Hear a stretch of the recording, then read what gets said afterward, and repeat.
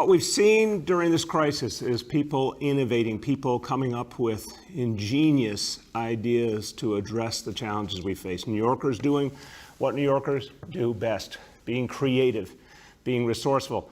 And so we've seen some great ideas, and sometimes one great idea meets another great idea, and they come together and create something even better, something really, really special. And that's what we're going to talk about to begin today. The idea of open streets, meaning the idea of open restaurants, coming together to create something very special for this summer in New York City. So we have two initiatives that have been tremendously successful. Open restaurants, fantastic.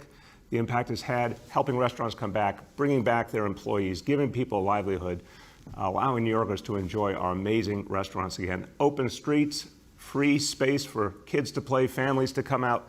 Both have come together wonderfully.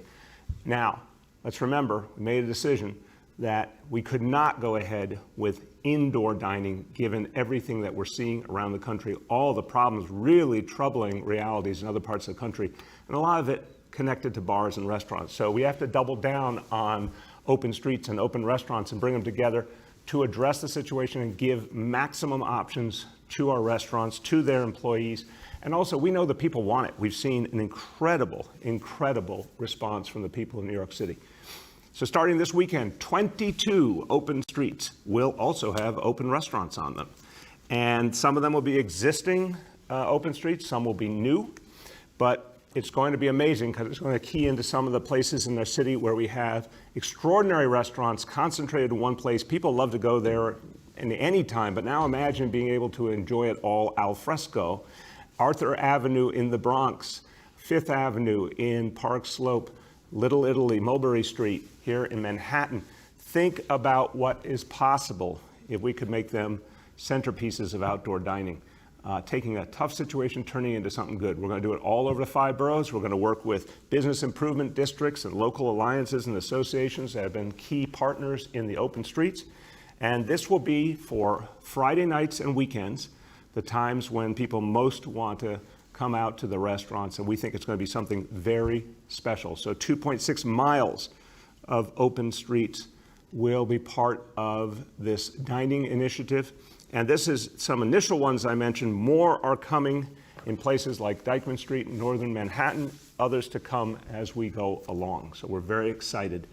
It's going to open up a world of possibilities and get a lot of people back to their jobs. And we want to help working people. This is going to help a lot. Now, we are talking here about what we're going to do this summer, but our eyes are on the fall all the time. We know the fall is when people are really going to come back, when things are going to really restart. We have to maintain our progress. I'm knocking on wood.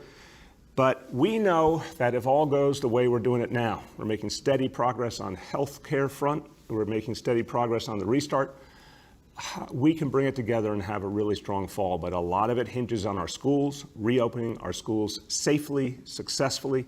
We've said, I believe it, it's going to have to be the greatest school year in the history of New York City public schools.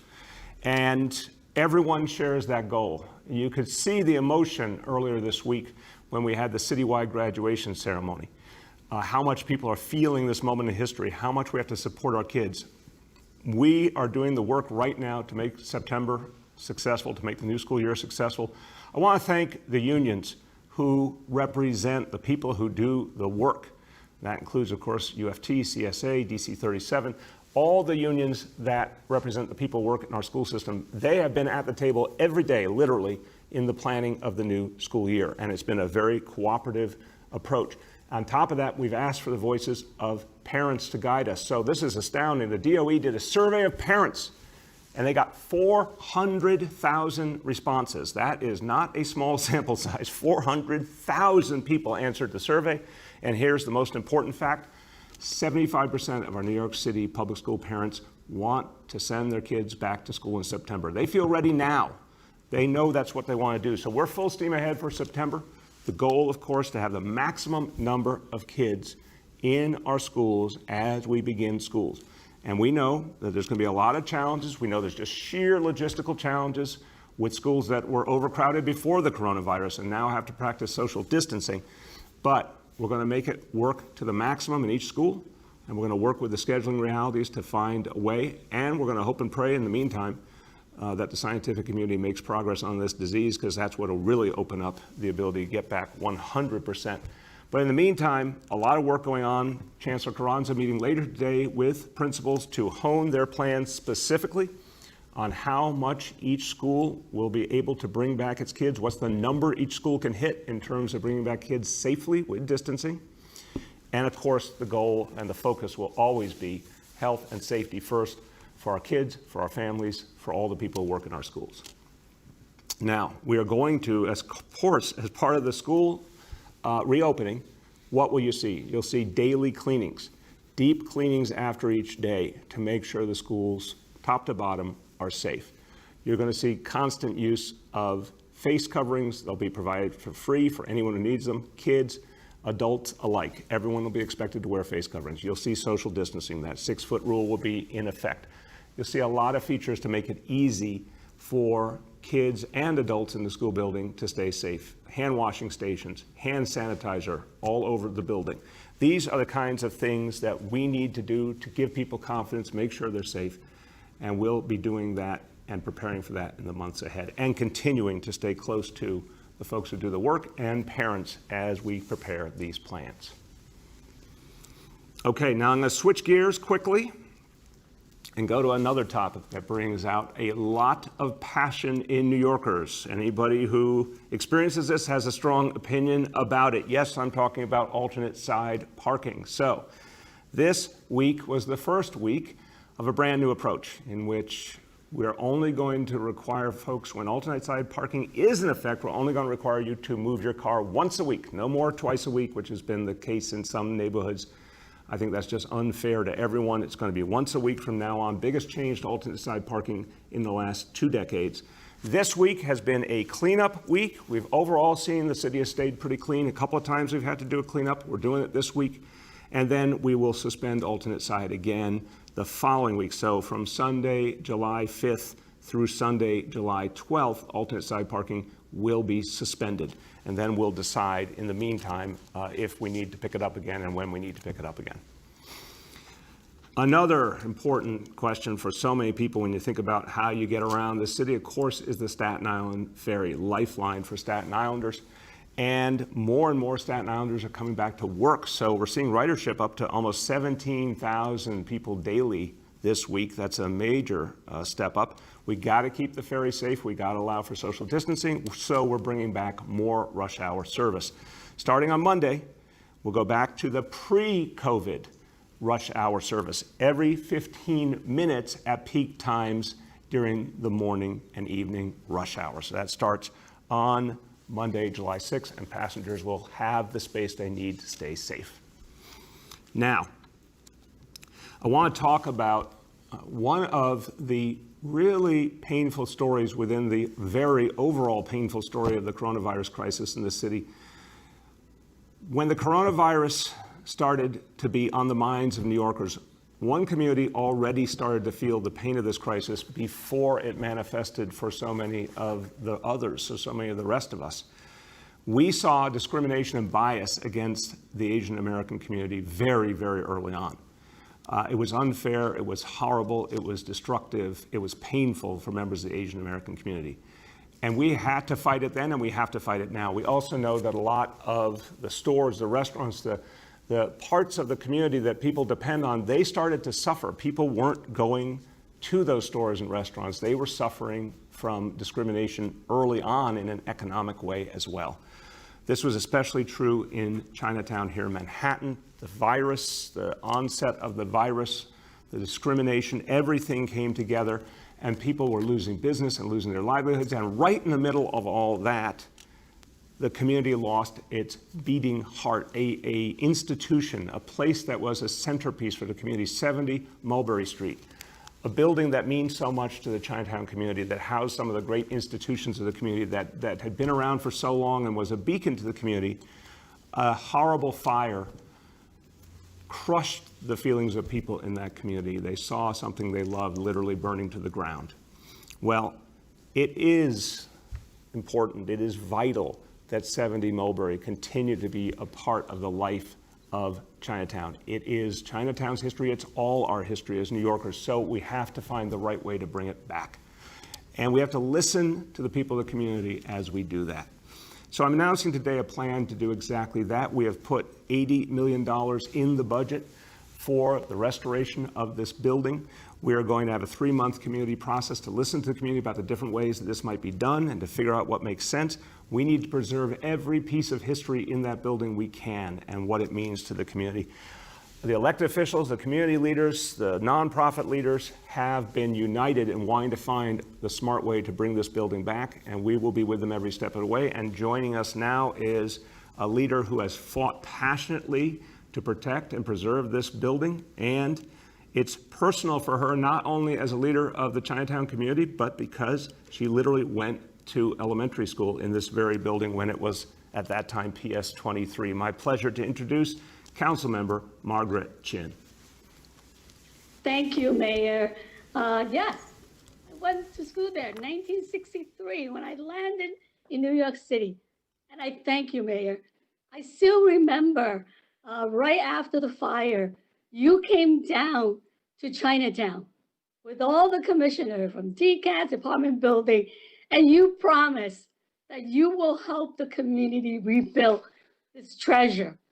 And the 5 nonprofit that's been providing services that let us know about our history, taking care of our senior, training jobs to people to help give them a better future.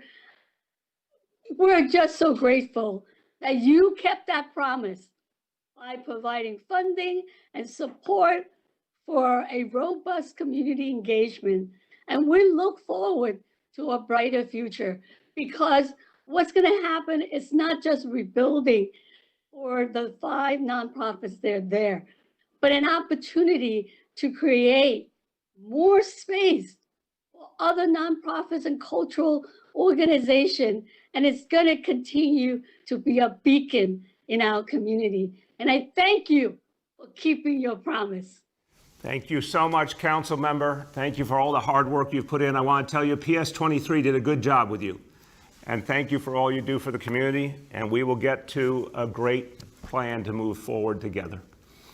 Now, everyone, let's do what we do every day and go over our healthcare indicators. Indicator 1, daily number of people admitted to hospitals for suspected COVID-19. Threshold is 200. Today, it is 60 patients that are being reported. Indicator 2, daily number of people in health and hospitals ICUs. That threshold is 375. Today, 293 patients. And indicator number 3, people have tested positive citywide for COVID-19. Threshold 15% today. Once again, 2%. That appears to be our number. Let's keep it that way. That's a really good number. And again, that's because of your hard work. A few words in Spanish. Esta crisis nos ha llevado a encontrar nuevas ideas. Y así, combinamos las calles abiertas y los restaurantes al aire libre. Son una combinación perfecta.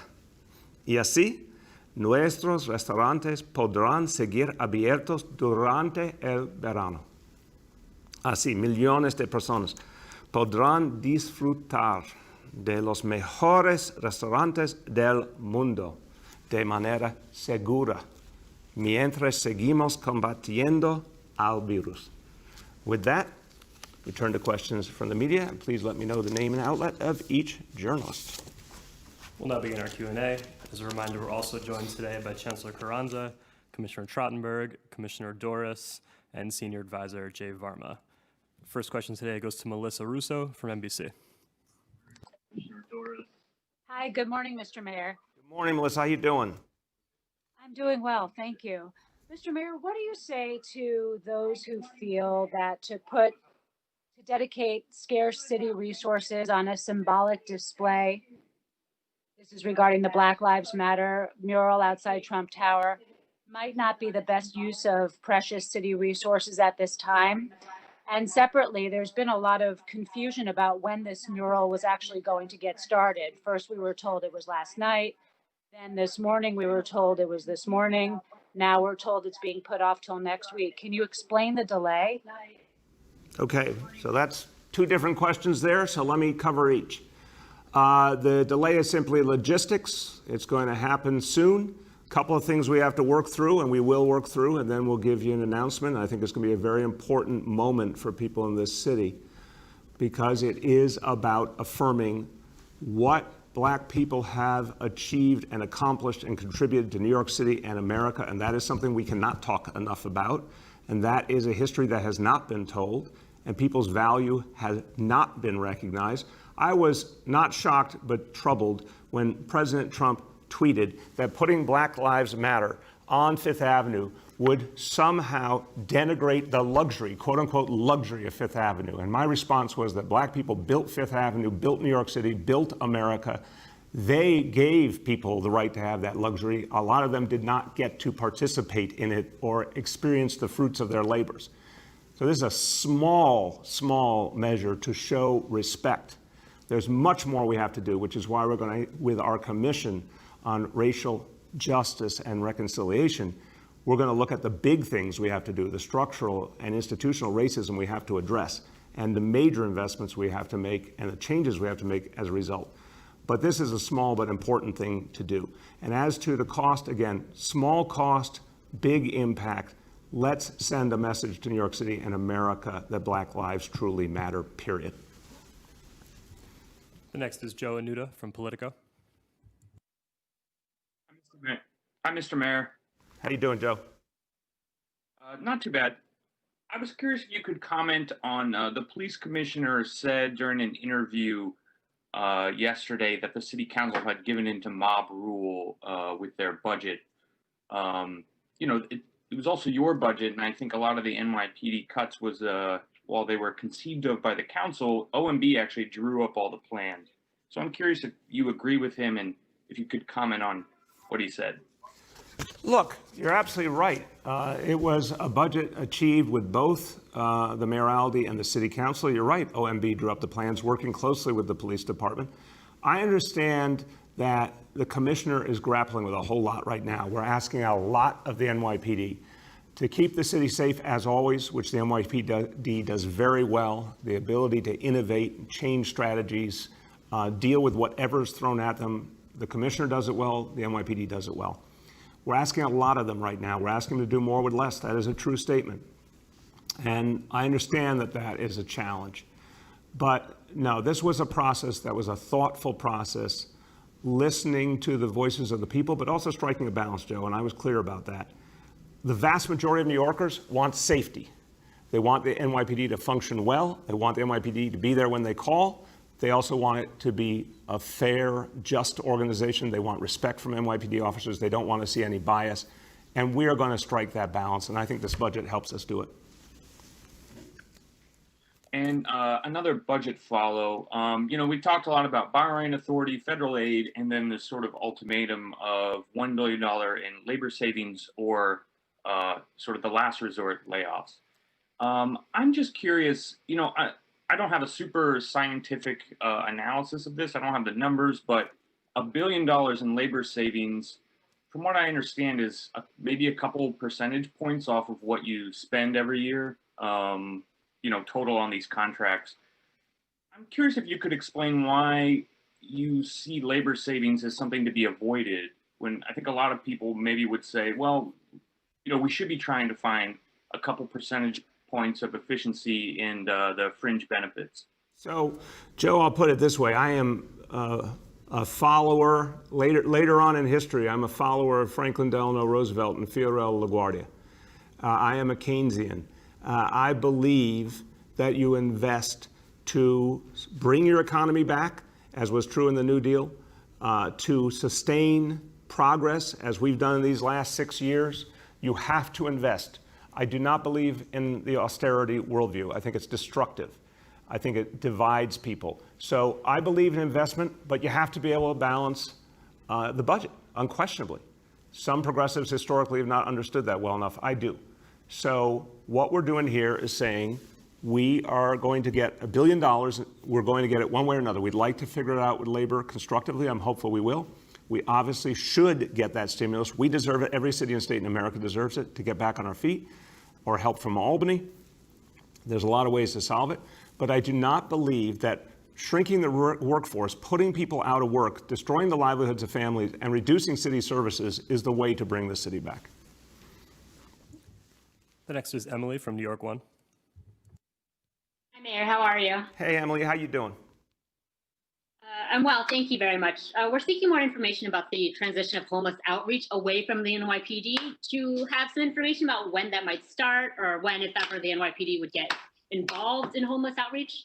Yeah, no, something that I've been very, very deeply involved in for years now. Emily is trying to figure out the right way to help get homeless folks the help they need, the safe havens, the efforts to provide the kind of support, the substance misuse support, treatment, the mental health support to get people off the streets who are permanently on the streets. The Journey Home Plan is all about this that we put out in December. So the NYPD played, I think, a constructive role, but as we've talked about how to figure out what needs to be shifted to civilian agencies, what can be effectively shifted, it's become clear that our Department of Social Services and Homeless Services can handle this work. And that transition will happen in the course of this fiscal year. But I think in the end, the civilian piece, those outreach workers I've talked about so much, they are the key. They've been extraordinarily effective, and that's where we'll put our emphasis. And Mayor, may I ask you also about Governor Cuomo's comments yesterday on longer lasting police reform? He was a little bit critical of the $1 billion cut, but I also wanted to ask your thoughts on his executive order last month calling for the NYPD to enact a plan or risk losing state funding, where the city is on that. We've been enacting the plan for 7 years. We're happy to summarize it for the state and show them all the new things we're doing. Remember, not only did we end the broken unconstitutional policy of stop and frisk, we did training of the entire police force every single year, never been done before, de-escalation training, implicit bias training, body cameras, reduction of arrests. I'm going to keep saying it. I don't see it talked about. 180,000 fewer arrests in 2019 than in the last year of the Bloomberg administration. Lowest incarceration rate of any American city. Fewer people in our jail system than since the time of World War II. These are all profound reforms. There's many, many more. And now we're going to be doing even more through the things we've announced this week. So there is a permanent, ongoing reform plan for the NYPD. And I believe the facts will be very, very clear to everyone that this is a plan that's working. The next is Gersh from Streets Blog. Hello, everybody on the call. How are you doing? Hey, Gersh, how you doing? I'm good. I have two questions unrelated to each other. So the first is a little more information about the open restaurants. Is there any help the city will give to some of these struggling restaurateurs?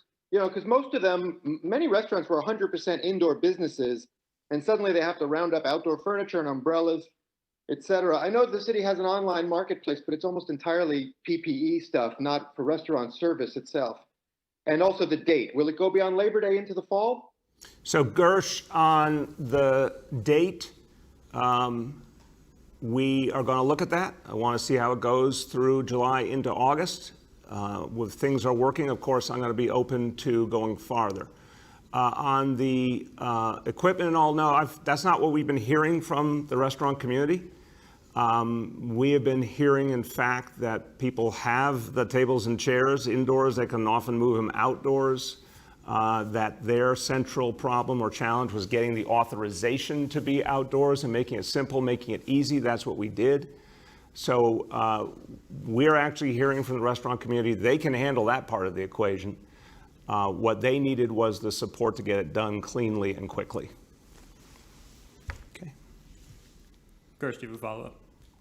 Yeah, well, no, I don't have a follow-up for that. My second question is, and you'll be happy to know it's not transportation related, Mr. Mayor.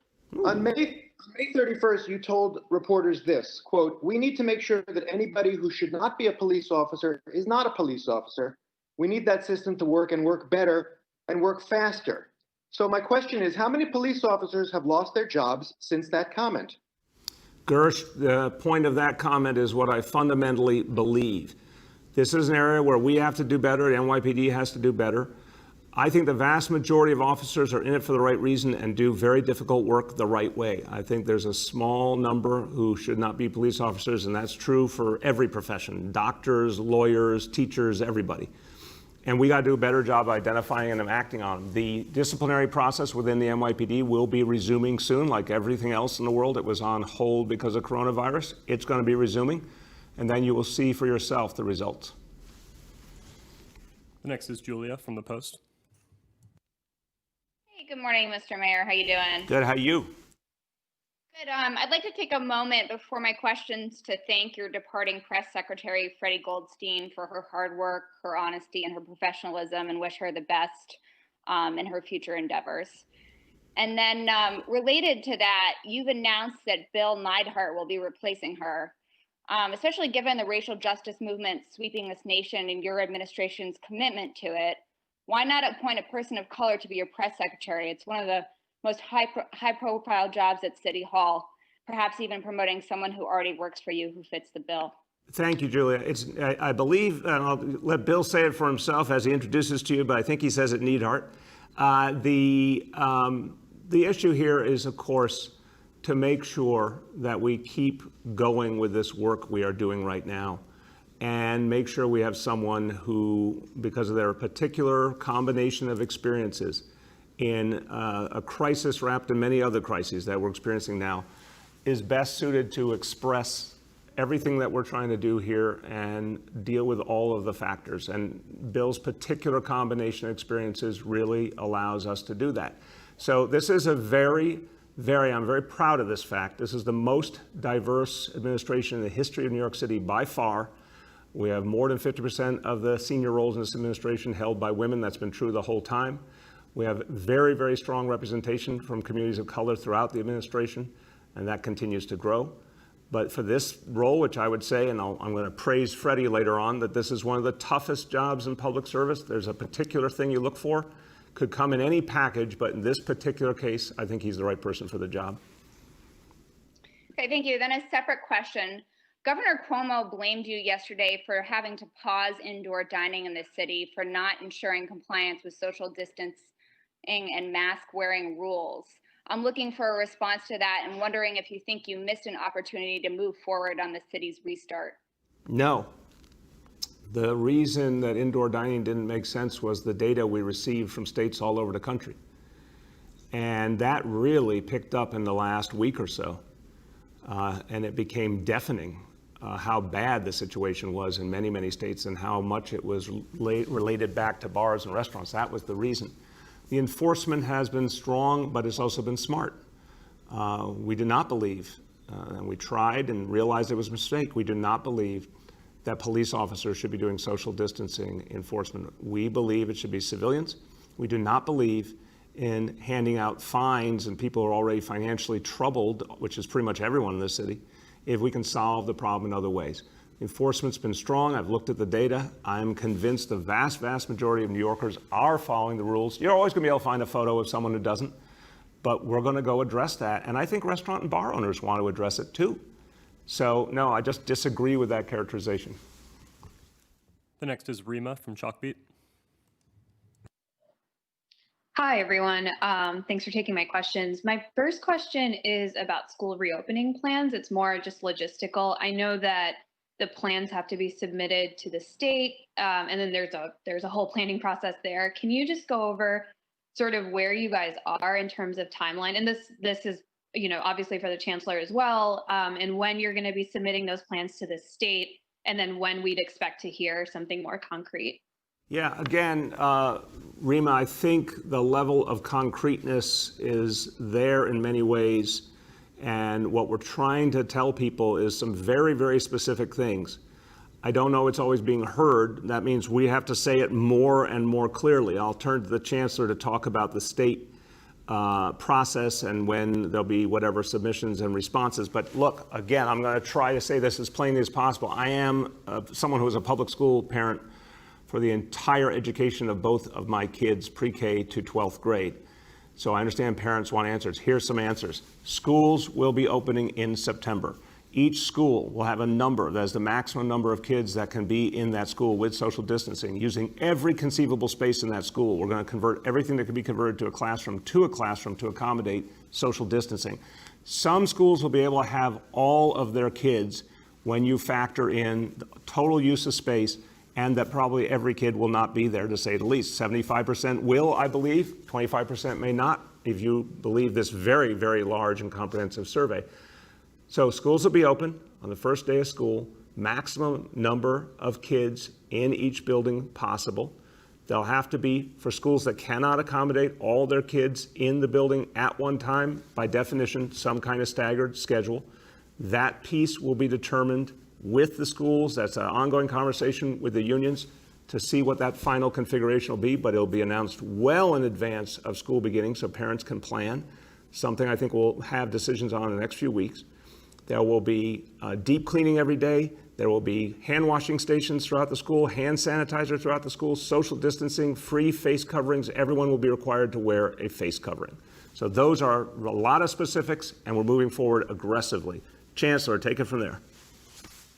Hi, Rima. So we are working very closely with the State Education Department as well as the regents. They have not yet required the submission of reopening plans, but every school district in New York State is in the thick of developing their reopening plans. We anticipate sometime this summer they're going to ask for the plan. We're going to be ready to go. Good deal. Thank you. Rima, do you have a follow-up? Yeah, I do. So my second question is about the summer youth employment program. I know that this year with the passage of the budget that it's going to be a different program, a public-private partnership. My question, though, is about why the city is including, there's this like $23 million in state TANF funds that are needed to roll out the plan that you all announced yesterday. But we don't know yet if that money is coming through. So I'm wondering why the city included that money in the final budget if it's not clear whether that money is going to come through for sure or not. Rima, we'll have our OMB folks follow up with you. I think we do believe that money's coming through. So I have not heard anyone in the meetings I've been in that discussed this suggest it's not. So we'll get an answer to you, but at this moment, I do believe it's coming. We have time for two more today. The next is Yoav from the city. Hi, Mr. Mayor. I just want to follow up on something you said today. It sounded like you said the NYPD internal disciplinary process is on hold at the moment because of the coronavirus. I know CCRB's process was delayed until they figured out how to do something online. What's the status of the NYPD process? Have they not found a way to do that yet? What's the causing the delay, and when do you expect that to resume? Yeah, I don't have all the details of that, Yoav. We'll get you that answer from the NYPD. Look, I want to see everything up and running quickly. The state court system, the disciplinary process, NYPD, everything. I do understand there have been real challenges because of the coronavirus. And these processes have to be done the right way to be effective and for the results to work and stick and be usable.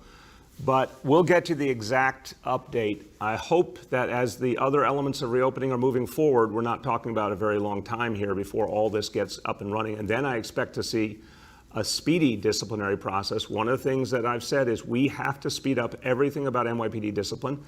I give Commissioner Shea credit. In recent weeks, you saw much quicker action on modifications and suspensions where they were needed and on the process of bringing charges. Now we need the rest of the process to move more quickly as well. Thank you. On another issue on the budget, I know that for now that the city managed to avoid any layoffs to municipal workers, but do you have a sense for how many human service workers, the folks at nonprofits who are contracted essentially to do city work but don't work for the city? Do you know how many of them could potentially be laid off by this budget? I'm hearing figures that could be in the thousands. Yeah, that's a very good question, Yoav. I don't have an exact figure. We'll get that from OMB today, or at least a projection. I'm worried about that. I mean, as we have had to make really tough budget decisions, of course it's hurting. It's hurting our city workforce. It's hurting our nonprofit workforce. We're in a pandemic, a massive economic crisis, a massive fiscal crisis. It's not business as usual. So we'll get you an estimate, but I'm very worried about that. And that's another reason why we need stimulus and or borrowing help so we can keep addressing this and stop it from getting worse. But I want to remind you that city headcount now is down about 6,000 people already compared to the budget we passed last June. The changes you've seen in the NYPD, but other agencies as well. So city headcount is going down. If we don't get the federal support or the state help, if we can't find those labor savings, another 22,000 city workers could end up losing their job, which I want to do everything I can to avert. But I'm also worried about a growing impact on the nonprofit sector and hope and pray we can get the support to avert that. Last question for today goes to Jillian from WBAI. Hi, Mr. Mayor. How are you doing? Good, Jillian. How are you?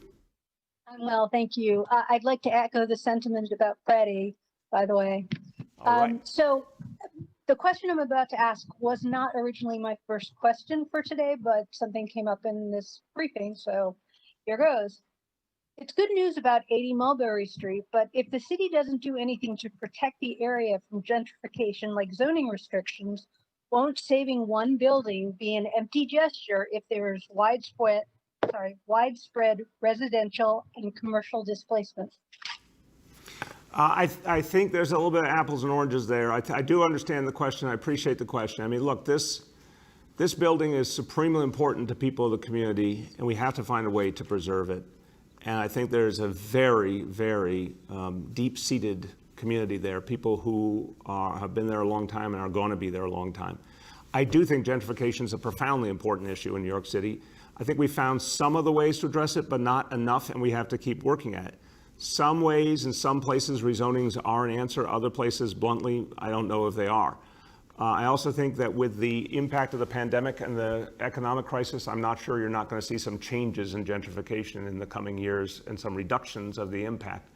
But look, I will always look at a rezoning proposal. I care about that community. I want to protect that community. If there's a proposal that can achieve actual balance, that's something I'd always be interested in. Okay, so now I'm going to change my other question to a follow-up on this. So you're talking about rezonings, but all of your rezonings have been upzonings, and we're talking about a downzoning, essentially. That's what the Chinatown Working Group was trying to put forth over the last several years. And I don't know if you have any intention of doing anything like that. What I have felt up to now, and Jillian, again, whole different moment in history. I mean, we're going through a massive transformation as we speak. And I don't think we've all begun to even think about what it means. Again, this is like going through the Great Depression or the pandemic of the Spanish flu after World War I, but we're doing them simultaneously with a 1970s fiscal crisis thrown in. I mean, we're in the middle of a massive, painful, but transformative moment. I don't know what the future is going to look like. We're going to work to try and figure that out best. I don't think the gentrification patterns are going to be the same, but what we have focused on is building affordable housing. We've done rezonings with the goal of maximizing affordable housing because I believe ideologically that that is the way to protect the balance of this city, to make sure that working people can live here, to make sure it's a city for everyone. The free market, I always say, the free market had free reign in Bushwick, in Bed-Stuy, and a lot of other places. And really massive displacement occurred. Where we've been doing rezonings, we're able to strike a balance and ensure that affordable housing will be part of the future for the community as well. In some places, we have put some restrictions in place for sure. So it's not like it's only been one way. In some places, we have said this is a limit to growth that has to happen for sure. So I will look at the situation in Chinatown anew under the dynamics we're dealing with, but I still think we don't have enough of a sense of where we're going next. What I do know is whatever the future of New York City, we're going to have to protect affordable housing. We're going to have to build more affordable housing to keep this a city for everyone. With that, everyone, let me just conclude and say I do want to take a brief moment to pay tribute to two great public servants who will be leaving the administration after long and distinguished stints. Freddie Goldstein, my press secretary, after 4 years on our team and 4 great years, And Wiley Norville, after 9 years, so that takes him back to the time I was public advocate, he has been a mainstay of this team, and both of them have contributed really, really greatly, not just to this team and the work we do here every day when we're talking to the press and talking to the people, but to helping run New York City in one of its toughest moments in our entire history. So to Freddie and Wiley, thank you on behalf of all of the people of New York City. And it is a reminder, and I hope all of you just take a moment to appreciate our public servants, because the folks here at City Hall, from March 1st to today, the vast majority of them have not even thought about taking a day off. It has been nonstop and very, very long days. People around here, 15-hour day is not new to them, and throughout the coronavirus crisis, it's been typical. Our public servants, our healthcare heroes, our first responders, and so many more have kept the city running no matter what's been thrown at them. So a lot of times in the public discourse, it's a cheap shot to put down people who work for the government and public servants, but I think our public servants have really, really stepped up in this crisis, and they deserve our thanks more than ever. So please take a moment today to be thankful for all who do so much for us. Thank you, everyone.